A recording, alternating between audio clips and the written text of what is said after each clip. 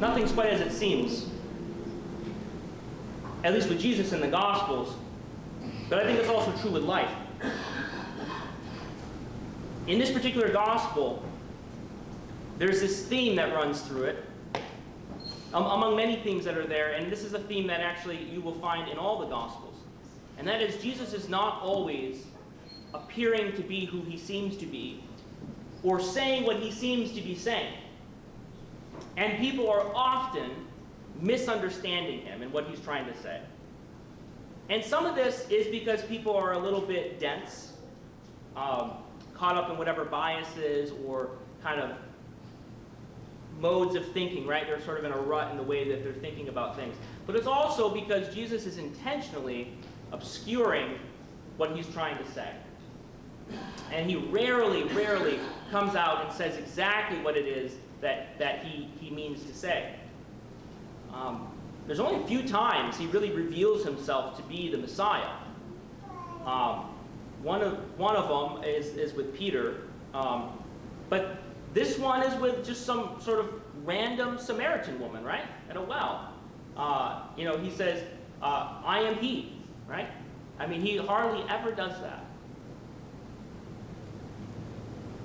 We have Jesus sitting at this well, and he's talking to this woman. And what I find amazing is this woman's reaction, because she's called out and exposed for her adultery, right? She's living with some man, and, she's not married to him, and she's had like 5 husbands. And I mean, we don't know if maybe she's like one of these women where every time she gets married, the husband dies, right? Maybe she married a bunch of rich men, right? 5 rich men, and they're all dead. I don't know, right? You can imagine something in this story. But her response isn't sort of like if you or I were sort of called out on the carpet by some man, some random man at the well, right? We might be like, "Who are you?" Like, judge yourself. We might have like an attitude. We might get defensive. We might definitely not react in the way this woman did. Often when we encounter sort of insults or conflict like this, we sort of become defensive. We stop listening, right, and being aware of stuff, and we're sort of in a protective mode. She doesn't do this. Her response is one of wonder and awe and, confession of faith. She says, "Oh, you must be a prophet," and she's very sincere in all this. At first, she doesn't quite get it, right? He says, "I'll give you living water." Now, you don't see this in English, but the word for living is the same word for moving water. So, like, that's what you would call a spring, or a river would be living water because it's moving, right? Something's alive, it moves. So she's a little confused at first of what he's talking about, right? She thinks, oh, he's talking about some other spring, and she doesn't quite get it. She's thinking in very material sort of notions. Oh, maybe there's some other well nearby that's like really great, and he's going to show it to me.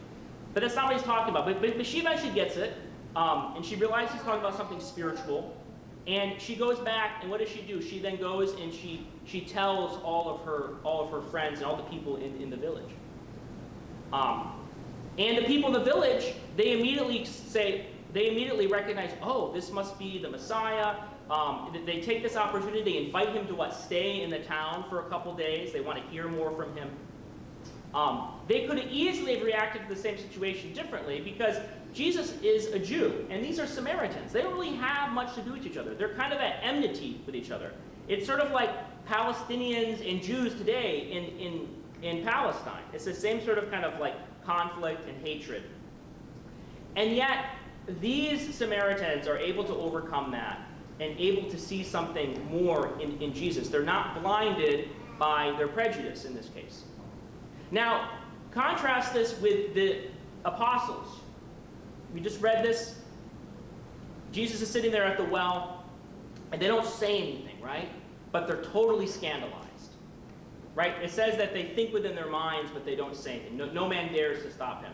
They're all really concerned about Jesus breaking certain social norms and rules, but they don't realize what he's doing, which is bringing someone to salvation, right? So they see one thing, but they can't see the deeper thing that Jesus is doing in this action. They don't really have the eyes to perceive this. And then Jesus talks to him, and the reason they weren't there is because they went to the town to get food, right? And they come back and they say, have something to eat, Jesus. And he says, I already have, the meat I have, satisfies the soul, or whatever he says, right? He says, I don't need any meat. I have the bread of life, which is everlasting. And they're like, oh, did someone come and bring him food? Right? They don't get it, right? I mean, you and I read it, and we're kind of cheating, right? We already know the story, so it's a little easy for us to kind of look at the apostles and think they're dummies, but we'd probably do the same thing. They don't get it. They think he's talking about actual bread. They're like, who brought him bread? Why is he not hungry? What's he talking? They don't get that he's talking in metaphors. He's talking spiritually about things. So they don't get it. And they don't get what he's trying to do with the Samaritans, that he's trying to reach out and spread the good news to people beyond the Jews.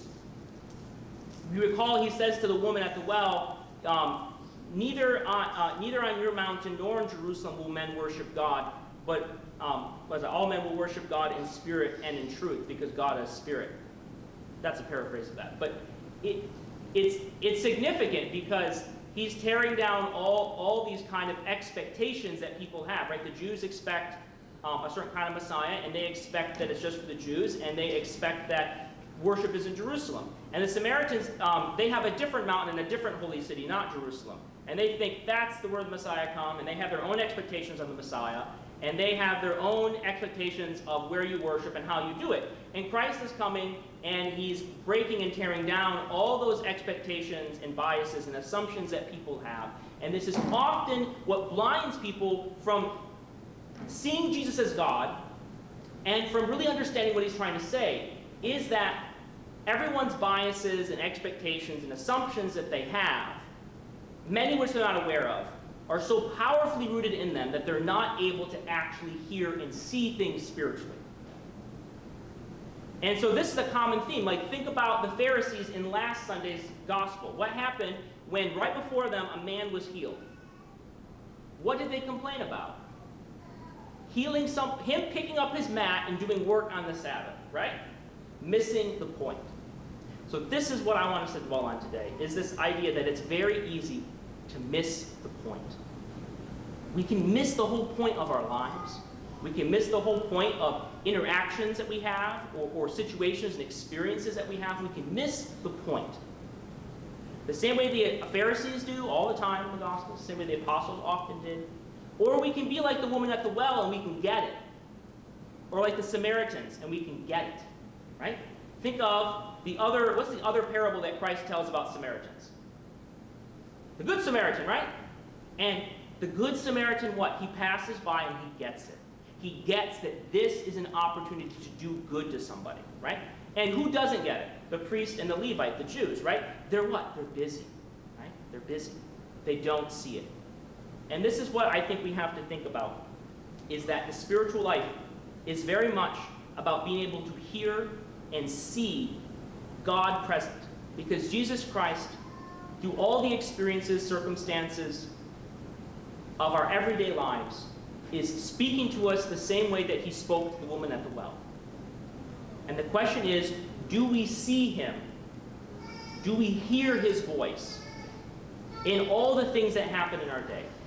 In the insults, in the hardships, in the bad luck, in the conflict and fighting, in the good things, in the beauty around us, in the goodness that someone does, the kindness of a stranger. Do we see God in these things? When we're betrayed, do we blame God, or do we take this opportunity to be mindful of how God was also betrayed? When we're insulted by somebody else, are we defensive, or do we take it as an opportunity to have compassion on someone else and to recognize that when someone is harming us, that they're often the person who's hurt, right? When we have bad luck, do we take it as an opportunity to remind ourselves of what's really important? When we're having hard financial times, is it an opportunity to be mindful of how other people are poor and how really much better we are and how money really doesn't matter? Or is it a time when we get angry and anxious and upset? See, anything we run into, the voice of God is speaking to us in some way, right? In very sort of subtle ways, because really life is just a series of riddles thrown at us.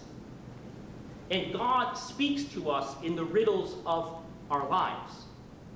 And we can interpret it, We can have sort of the eyes to see it, or as Jesus says often in his Gospels, he who has ears, let him hear.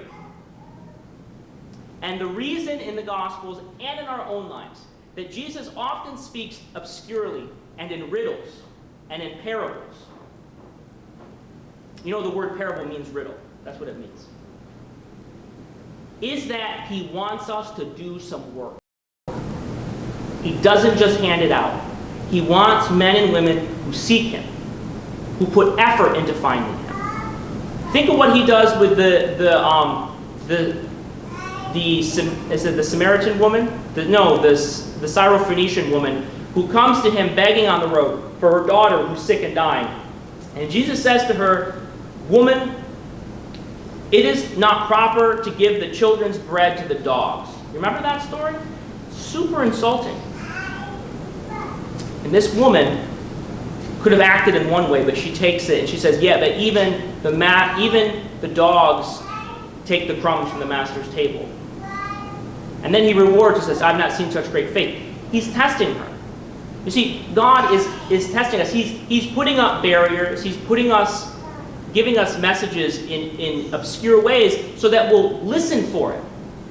Right? It's said in this very gospel that God is seeking those who will seek him. Our job in our everyday lives is to be spiritual people. And spiritual people look and listen for the voice of God and for his hand in all the circumstances and experience that we have every day. And if we do that, maybe like the woman at the well, we'll hear God's voice too. Glory to Jesus Christ.